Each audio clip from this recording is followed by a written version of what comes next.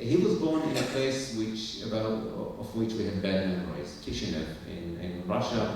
His parents fled from the pogrom to the United States, where he studied medicine and became an expert and founded the expertise of sleep medicine. So you know what is a dream, what is a sleep laboratory.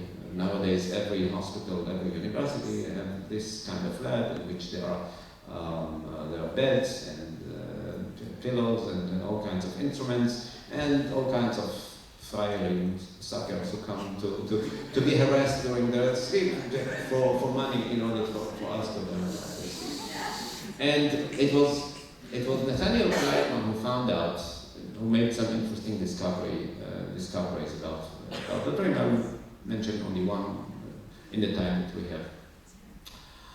Sometime after the person falls asleep, so the eyelids are closed, but we see that the pupils run to all directions. This is rapid eye movements, and why are they doing that? Well, this is why we paid them to come to our sleep laboratory, so let's wake them up, and they say, you woke me in the middle of the dream. And here's the interesting thing, everybody, 90% of the people say that. Even people who say, I don't dream, which we know is not correct. Even people who say, I didn't dream for many years. We now understand that all of us dream, and dream a lot. And it is, but we forget most of them, which is an interesting question. Why? But now we understand that there is a physiological correlate to the dream. In time, there were other correlates found to that, which we don't have to go into details now. Yes, sir, you want to ask a question? I'd like to know if the food you eat and the drugs you take effectively that you may have.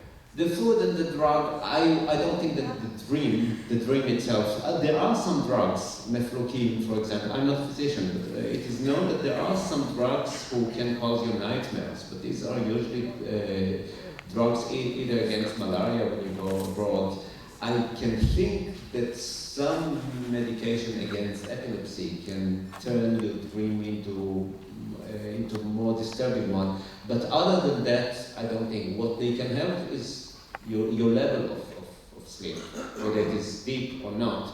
But nothing chemical would interfere in the content of your dream. Okay. So now that we know that, we can ask some question about why do we dream. And here's a surprise.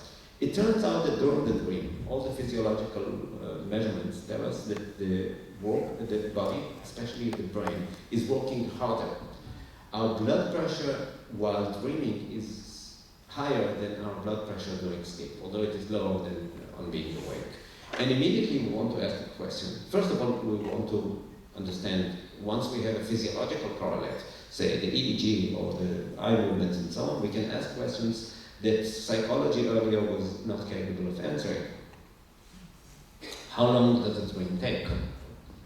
The psychologist cannot tell you because it took a few days before the patient came, how much they remember, and the time perception is not reliable. But once you have these laboratory methods, then you can tell how long the dream takes. And just dump to trash can what you sometimes heard, even from experts, the dream takes about a few minutes, about a few seconds. Wrong. The first dream usually takes about 10 minutes. The next one about 20. One before waking up can take even more than 40 minutes. Between them, so we have about 5 dreams every night. Between them probably there are commercials or whatever. But all of them. Now here is the interesting thing. Together, it is, in this average age group, I would say it is 1 hour and about 90 minutes. You go to younger people and young children, babies and so on, and the dream itself, not only the sleep, is much longer. And here's the question, why do we dream? I mean, if the EEG tells us that the brain is working very hard, we thought that we are going to sleep because we are tired and we want to take some rest. We would assume that we won't need to dream so much if the dream takes so much effort. And now the question becomes more intriguing with some experiments. Because we can make a dream deprivation. Take a person being in a sleep laboratory and say, You come here to sleep, but we don't want you to dream. Every time that the instrument tells us that you are a dream, we will wake you up. So of course the guy doesn't like what we did to them, but we want to see what are the changes in the day after. In order to make this scientific, so we will have to use many people like that, and for every such a person have a control experiment. That is another person, same age, same health, and see the difference between them. So what do we have? We have another person. So that person which we took out of their dream, the sleep was shortened from 7 hours to say 6 hours, 5 hours or so. We will take the control, the person in the control experiment, and we will shorten their sleep regardless of the dreams. So we have two people who have the same sleep deprivation, but one has complete dream deprivation, whereas the other we assume that had their dream. And now here is a surprise. Both of them do not like what we did to them. They are annoyed and tired. But the person who did not dream is much more tired. That's interesting. We took from them that part which seems to make them more tired, and now they are more tired. If we leave them alone for the next night, we will see that they are trying to have as much as 1.5 time, the time of the dream, some compensation. This is what is called REM rebound. They are trying to compensate themselves. Now let's continue it for 2 days, 3 days. Whereas, so we have pairs of people like that. One dream deprivation and the other sleep shortening. And now the difference becomes very marked. The person who we just abused but shortened their dream will squeeze their dreams into the time we leave them. In the IDF, some soldiers in some units, they are allowed to sleep only 2 hours for 2 months and so on, and apparently there is no damage. They just intensively dream. But the person who has sleep deprivation, after 3 days, will begin having hallucinations. Freud was correct. There is a very profound, interesting relation between dream and psychosis in the sense that dream deprivation causes psychosis. I have a friend, a psychiatrist, Ra'nana, who treats schizophrenic patients, and he says they have much less dreams. So here is something interesting. There is another thing which is somewhat confusing, but also is important. People who suffer from depression, clinical depression, dream too much.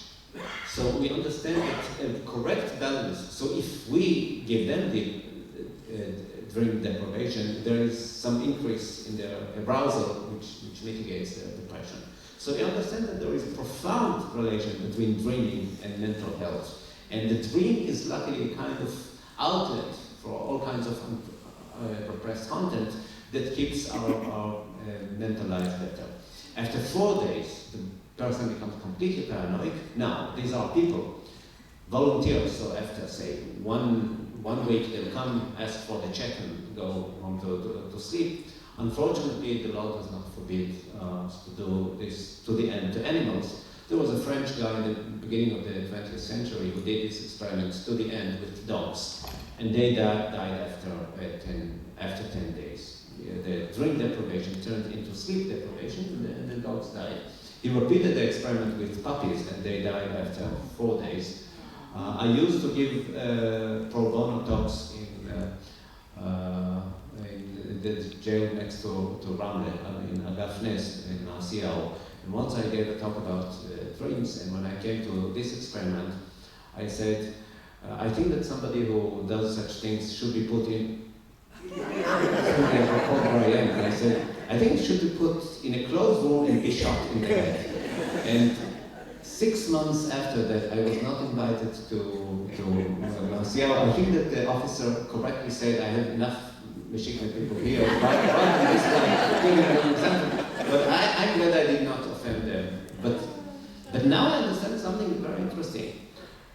All the psychologists say we need the dream in order to get better balance in our lives, to have better awareness of our consciousness and so on.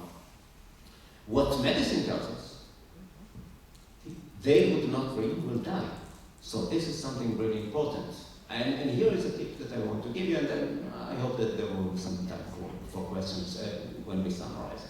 Here is some tips I want to give you. First of all, there are good books.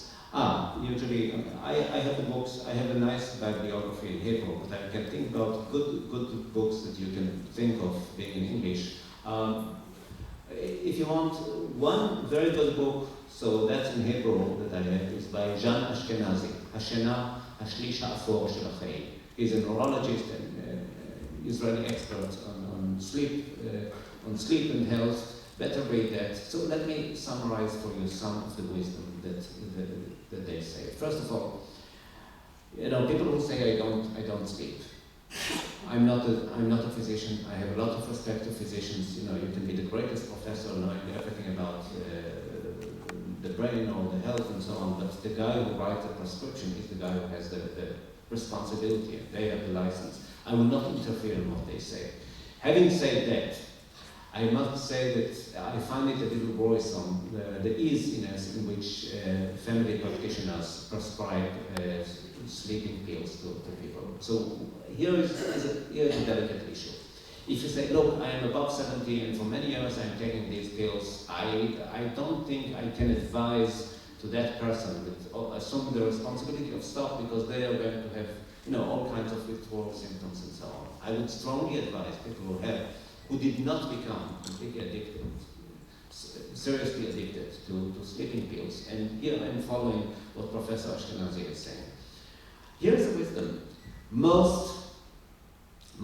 The overwhelming majority of sleeping problems, people who have insomnia, are psychological. With all due respect, we don't like to admit it, we don't like to visit the psychologist, we don't want to talk to a shrink, but usually, and I can show you if I have a chance to give you a talk with using slides and so on, I can show you the hypnogram, which will show that we used to wake before or after a dream, which means that usually it is a conflict within us, which we don't deal with while being awake, and that conflict just chases us. It needs to be attended, and then we do it in sleep, in the dream, sometimes in a disguised form, but sometimes in a less disguised form, and that disturbs us. Better find an outlet for all these conflicts, and probably I'm the only guy who has no conflicts in life, but I'm totally. When I was in Ra'nana, I used to share with my students my experiences in psychotherapy. I thought that it is important when you want to give an example to young people not to be ashamed, so you can give this example. Please, I beg you, to the extent that you have such problems, before you go into the pills, which sometimes are important, better consult talking to somebody about what is disturbing you. Here's another example, another advice which I can give you, which I found helpful for myself and for many people, and you can think about. First of all, Ra'nana is such a beautiful place, so everybody who takes a daily walk of 13 minutes, 40 minutes, ruins the parnassa of about 4 or 5 doctors, right? The orthopedist, the cardiologist, the internal doctor, and so on. I beg you, please take long walks. That's the best insurance against so many problems. Now, when you do that, especially if you do it in the afternoon, here's an advice. When you walk, think about all the disturbing things that happened in your day or in your life, whatever comes in your mind while walking. That's good. Some people come to me and complain, and they say, well, I did that on the evening, and then because of you I couldn't sleep later. Because all the things, all the worries and my debts and then my quarrels with my wife and so on occurred to me, or I called with her while I was walking, and what did you do? And I couldn't sleep. Here my answer. Sometimes indeed when you do that, when you do this act of recalling all the disturbing things, indeed you will go to sleep later, but then you will sleep. You have dealt with the issues while you were still awake. Then your mind is capable of doing its work. What I want to say is that people who are interested in their dreams, and there are simple books that you can find. There is a very good book by Erich Fromm, The Forgotten Language. It is